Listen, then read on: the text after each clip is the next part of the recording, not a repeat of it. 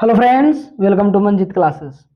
तो हम लोग क्लास नाइन्थ का जो ग्लोबल टैलेंट एग्जाम हुआ था उसको हम लोग सेट ए का 50 क्वेश्चन तक हम लोग देख चुके थे और उसका सोल्यूशन कर चुके थे।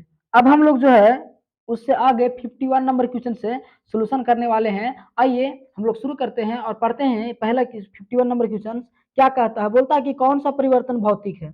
तो कौन सा परिवर्तन भौतिक हो जाएगा, तो इसमें सही ऑप्शन हो जाता है बर्फ का पिघलना जो है एक भौतिक परिवर्तन हो जाता है। क्लियर। चलिए अगला नंबर क्वेश्चन क्या कहता है, कोलाइड में कणों का आकार होता है। तो जो कोलाइड में कणों का आकार होता है कितना होता है, 1 नैनोमीटर से 1000 नैनोमीटर तक होता है। Option number B. अगला नंबर क्वेश्चन क्या कहता है कि H2SO4 यानी सल्फ्यूरिक अम्ल में सल्फर अणु का द्रव्यमान कितना होगा। सल्फर अणु का जो द्रव्यमान होता है वो कितना हो जाएगा, सर 32 हो जाता है। देखिए परमाणु द्रव्यमान पूछ रहा है तो इसका इसका परमाणु संख्या कितना होता है 16, और इसका जो परमाणु द्रव्यमान हो किसी के तत्व का परमाणु द्रव्यमान उसके परमाणु संख्या का दुगुना होता है, लगभग अप्रॉक्स, एक्यूरेट नहीं होता है। ठीक है, तो 16 दूनी क्या हो जाएगा 32। ठीक है, option number C is the right answer होता है। अगला है एक मोल में कितने कण होते थे। एक मोल में होते हैं 6.022 गुने 10⁻23। Option A is the right answer हो जाता है। इसको हम लोग प्लैंक कांस्टेंट भी बोलते हैं। इसको क्या बोलते हैं, प्लैंक कांस्टेंट भी बोलते हैं। क्लियर। अगला नंबर क्वेश्चन क्या कहता है, आइए चलते हैं। अगला नंबर बोलता है कि पादप कोशिकाओं में प्लास्टिक कौन सा रंग देता है। तो प्लास्टिक जो है कौन, क्लोरोफिल देता है, हरा रंग यानी क्लोरोफिल। Option number B. अगला है फफूंद का वर्ग है। तो जो 56 क्वेश्चन बोलता है फफूंद का वर्ग कौन है। तो फफूंद जो है यानी फंगस किसके अंदर, कवक के अंतर्गत आते हैं। Option number C. अगला है यदि कोई वस्तु 5 मीटर प्रति सेकंड के स्क्वायर त्वरण से 4 सेकंड चले तो उसकी गति कितनी होगी। ठीक है, आइए कैलकुलेट करते हैं। यदि कोई वस्तु का त्वरण दिया हुआ है 5 मीटर प्रति सेकंड स्क्वायर से त्वरण से 4 सेकंड तक चलना है तो उसकी गति कितना होगा, यानी हमको पूछ रहा है गति। ठीक है, तो हम जानते हैं v is equal to, equation जानते हैं v is equal to u plus a t. क्या जानते हैं, u प्लस ए टी। ठीक है, अब बोलता है यदि कोई वस्तु 5 मीटर प्रति सेकंड के त्वरण से चलना, ये हमको दिया हुआ है। ठीक है, v बराबर हमको निकालना है, u हमको प्रारंभिक वेग 0 है। ठीक है, इनिशियल वेलोसिटी कितना है 0, और ए हमको दिया हुआ है 5 और गुने टी कितना दिया हुआ है 4, यानी v इज इक्वल टू कितना आ जाएगा 20 बच्चों को 20 मीटर प्रति second. Option B is the correct हो जाता है। Option number B is the correct answer. अगला है समान वेग से चलती वस्तु का त्वरण क्या होगा। तो वैसे वस्तु जो समान वेग से चल रहे हैं तो उनका जो त्वरण होता है उसका त्वरण क्या रहता है, तो सर उसका त्वरण 0 हो जाता है। Option number B. अगला है किसी ठोस को गैस में बदले बिना सीधे सिद्रा में परिवर्तित करने की प्रक्रिया क्या कहते हैं। इसका ऑप्शन नंबर सी द्रवण हो जाएगा। क्या हो जाएगा, द्रवण। देखिए यहाँ पर क्वेश्चन में ध्यान दीजिएगा, ठोस को गैस में बदले बिना, ठोस को गैस में नहीं बदलना है, द्रव में सीधे परिवर्तित कर देना, उसको लिक्विफिकेशन द्रवण कहते हैं। और ऐसा रहता है कि किसी पदार्थ को, ठीक है, ठोस में बदले बिना ठोस को गैस में बदले बिना सीधे, सॉरी द्रव में बदले बिना, फिर से सुनिएगा, किसी भी ठोस पदार्थ को द्रव में बदले बिना सीधे गैस में बदल दिया जाए, ठीक है, तब ऊर्ध्वपातन होता है, सब्लिमेशन। लेकिन इसका क्वेश्चन जो है उल्टा है, गैस में ना बदल के सीधे द्रव में बदल रहा है, तो यहाँ पे क्या हो जाएगा, द्रवण। ऑप्शन नंबर सी हो जाएगा, राइट आंसर हो जाता है। अगला है कि यदि किसी परमाणु का परमाणु संख्या 17 और द्रव्यमान 35 हो तो न्यूट्रॉनों की संख्या कितना हो जाएगा 18। इससे एक से घटा दीजिएगा तो न्यूट्रॉनों की संख्या निकल जाता है, यानी द्रव्यमान संख्या में से परमाणु संख्या घटा दीजिएगा तो क्या मिल जाएगा हमको, न्यूट्रॉन की संख्या। अगला क्वेश्चन है कि यदि x बराबर 3 प्लस 2√2 का सरलीकरण, देखिए क्वेश्चन गलत, हम स्प्रिंट था इस सभी का सही कर दिया गया है। ठीक है, अगला नंबर क्वेश्चन क्या कहता है कि एक यौगिक की विशेषता क्या है। तो ये यौगिक की विशेषता क्या हो जाती है, तो एक यौगिक में सर इसके घटक का अनुपात क्या होता है, निश्चित हो जाता है। Option number B is the right answer. मांसपेशियों में जो ऊतक थकते नहीं है, कौन उपयुक्त सभी। मांसपेशियों के ऊतक जो थकते नहीं है, कंकाल मांसपेशियां नहीं थकता सर, चिकनी मांसपेशियां नहीं सकते, हृदय मांसपेशियां और उपयुक्त सभी, ये सब थकती नहीं है। हाँ, तो अगला नंबर क्वेश्चन क्या कहता है, चलते हैं अगला नंबर क्वेश्चन पर। बोलता है, इसका तो हो गया ऑप्शन डी, राइट। अगला है स्क्लेरन कैमा ऊतक की मुख्य विशेषता क्या है। तो स्क्लेरन कैमा ऊतक की जो मुख्य विशेषता है सर, इसकी मोटी सघन भित्तियां होती है। क्लियर। अगला है धात्विक मिश्रण, धातु किस प्रकार का मिश्रण है, तो समांग मिश्रण हो जाते हैं। Option number A. 66 number question कहता है यदि कोई पिंड 5 मीटर प्रति सेकंड की चाल से चलता है फिर रुकता है तो उसका त्वरण क्या होगा। तो त्वरण उसका ऋणात्मक होगा। कैसे, देखिए कोई इसका प्रारंभिक इनिशियल वेलोसिटी दिया हुआ है 5 मीटर प्रति सेकंड, ठीक है, और फाइनल वेलोसिटी बोलता है तो और चलता है और फिर रुकता है, फिर रुक जाता है, यानी फाइनल वेलोसिटी जो होगा वो क्या आ जाएगा, 0 हो जाता है, रुक जाता है, और फिर त्वरण पूछा त्वरण, तो हमको जानते हैं त्वरण क्या जानते हैं, change in velocity upon time, ठीक है, यानी वेग में परिवर्तन की दर को क्या कहते हैं हम लोग, त्वरण कहते हैं। तो v के मान कितना जाएगा 0 और u का मान कितना जाएगा -5 अपॉन t की t, जो आंसर आएगा हमको कोचिंग में आएगा माइनस में, यानी इसका आंसर क्या हो जाएगा ऋणात्मक। Option number C is the right answer हो जाता है। अगला 1 न्यूटन बराबर कितना होता है, 1 न्यूटन बराबर होता है 1 किलोग्राम पर मीटर प्रति सेकंड स्क्वायर हो जाता है, 1 किलोग्राम मीटर प्रति second square. Option number A is the right answer. अगला जब कोई वस्तु 10 न्यूटन के बल के प्रभाव से में 5 मीटर खिसकती है तो किया गया कार्य है, तो जो किया गया कार्य कितना हो जाएगा, तो सर किया गया कार्य 50 जूल। बोलो कैसे, क्योंकि हम जानते हैं सर कार्य बराबर फॉर्मूला होता है क्या, बल गुने परपेंडिकुलर डिस्टेंस, यानी डिस्टेंस जो है दूरी, ठीक है। तो हमको डब्ल्यू यानी वर्क डन पूछ रहा है, तो फोर्स हमको कितने हैं 10 न्यूटन और सर प्लस में 5, ठीक है, मीटर, तो न्यूटन मीटर को हम कहते हैं जूल और 10 बचे 50 joule. Option number A is the right answer होता है। क्लियर।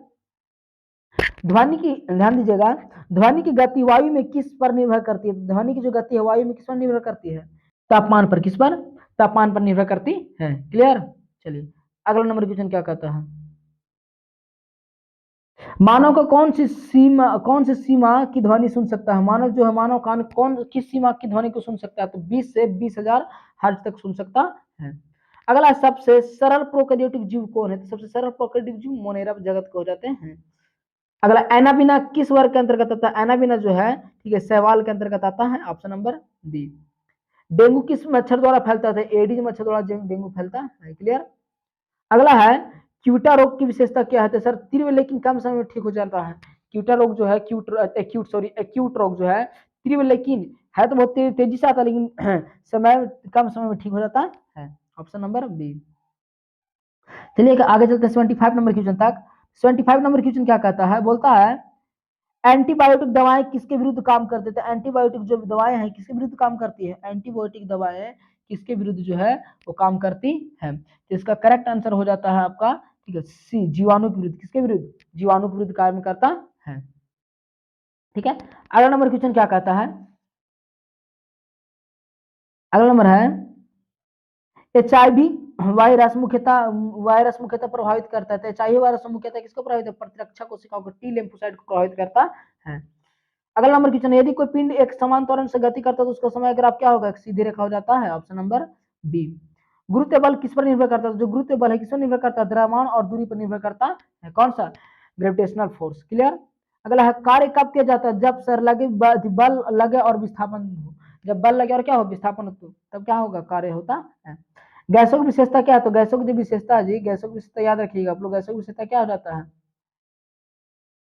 तो सर इस संपन्नता पा जाता है, कंप्रेसिबिलिटी यानी गैस दब सकते हैं, बाकी उनका निश्चित आकार नहीं होता है, घनत्व उच्च नहीं होता, कठोर नहीं होते। इसका सही आंसर ऑप्शन नंबर सी हो जाता है।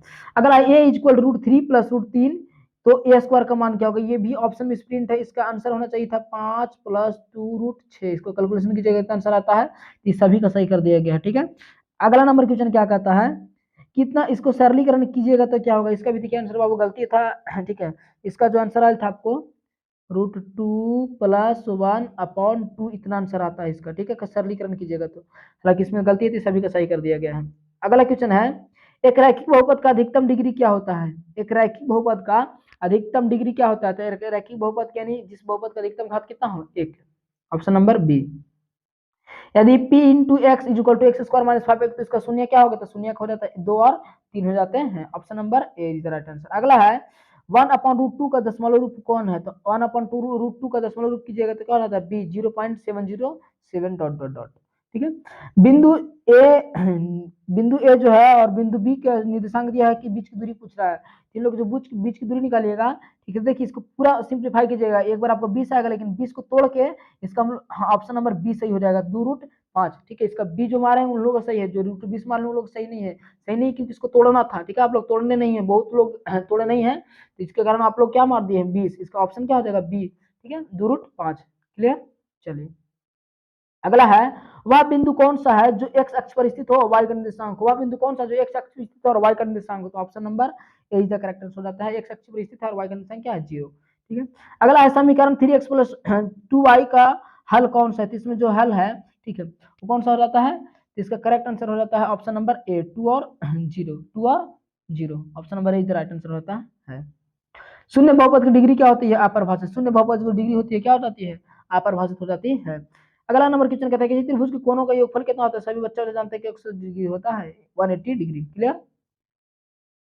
अगला नंबर क्वेश्चन क्या कहते हैं कि दो रेखाएं एक दूसरे को 90 डिग्री पर काटती है तो वह कहलाएगी कौन रेखाएं? समकोण रेखाएं। ठीक है।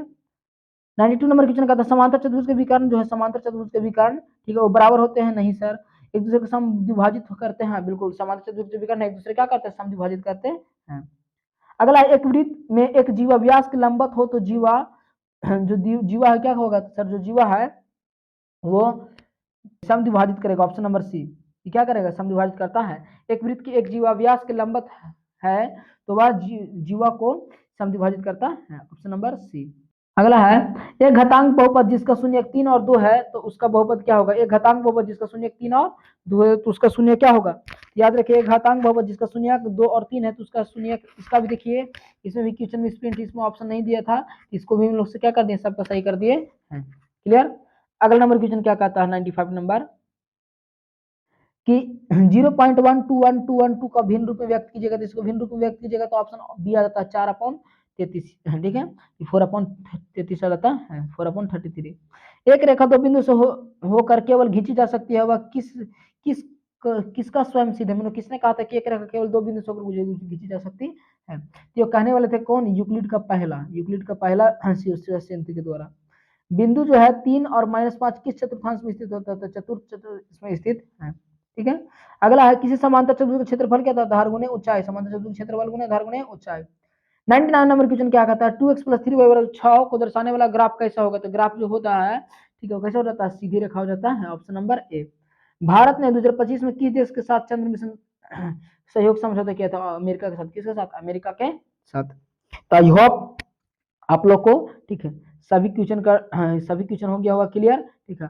और अगर किसी तरह का डाउट हो, ठीक है, और जो क्वेश्चन नहीं, जैसे हम लोग यहाँ पे एक्सप्लेन पूरा नहीं किए क्वेश्चन का, जो क्वेश्चन नहीं बनता हो, ठीक है, आप कमेंट बॉक्स में बोलिए, ठीक है, आप प्रॉपर बना के, ठीक है, हम लोग कमेंट बॉक्स में पिन कर देंगे, आप लोग वहां से देख लीजिए। क्योंकि देखिए यहाँ पर स्पेस नहीं है और हमको बहुत सारे पेपर सोल्यूशन करना है अभी, ठीक है, और अगले बार क्लास 10 का पेपर सोल्यूशन होगा तो आप लोग उन लोग को बोल दीजिएगा जो भी बच्चे 10th क्लास के एग्जाम दिए थे। ठीक है, तब तक लिए आप लोग पढ़िए लिखिए मन लगाकर। मिलते हैं फिर नए वीडियो के साथ। ठीक है, धन्यवाद, जय हिंद।